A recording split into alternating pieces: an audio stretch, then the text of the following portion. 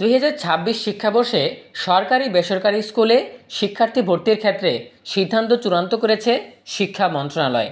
Digital লটারির মাধ্যমে ভর্তি হবে নাকি ভর্তি পরীক্ষা চালু করা হবে, নীতিমালা কবে প্রকাশিত হবে, এ বিষয়ে বিস্তারিত আলোচনা থাকছে আমাদের আজকের ভিডিওতে। যারা এখনও আমাদের চ্যানেলটিকে সাবস্ক্রাইব করনি তারা এখনই সাবস্ক্রাইব করে রাখো, তাহলে শিক্ষা সম্পর্কিত সকল তথ্য এবং পরামর্শ সবার আগে পেয়ে যাবে।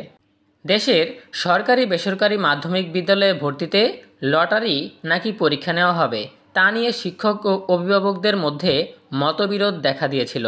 তবে আগামী শিক্ষাবর্ষেও অর্থাৎ 2026 সালেও স্কুলে ভর্তিতে লটারি পদ্ধতি বহাল রাখার সিদ্ধান্ত নিয়েছে শিক্ষা মন্ত্রণালয়। শিগগির লটারি বহাল রেখে ভর্তির নীতিমালা প্রকাশ করবে মন্ত্রণালয়।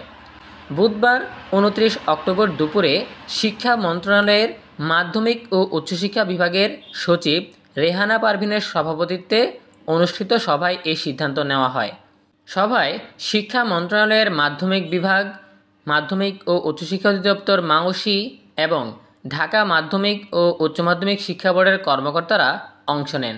সভা শেষে বিকেলে শিক্ষা বোর্ডের চেয়ারম্যান অধ্যাপক ডক্টর খন্দকার এহসানুল কবির এই তথ্য নিশ্চিত করেছেন। তিনি বলেন, সভায় নানা দিক নিয়ে আলোচনা হয়েছে। সার্বিক দিক বিবেচনা করে এবারও লটারির মাধ্যমে স্কুলে শিক্ষার্থী ভর্তির সিদ্ধান্ত বহাল রাখা হয়েছে।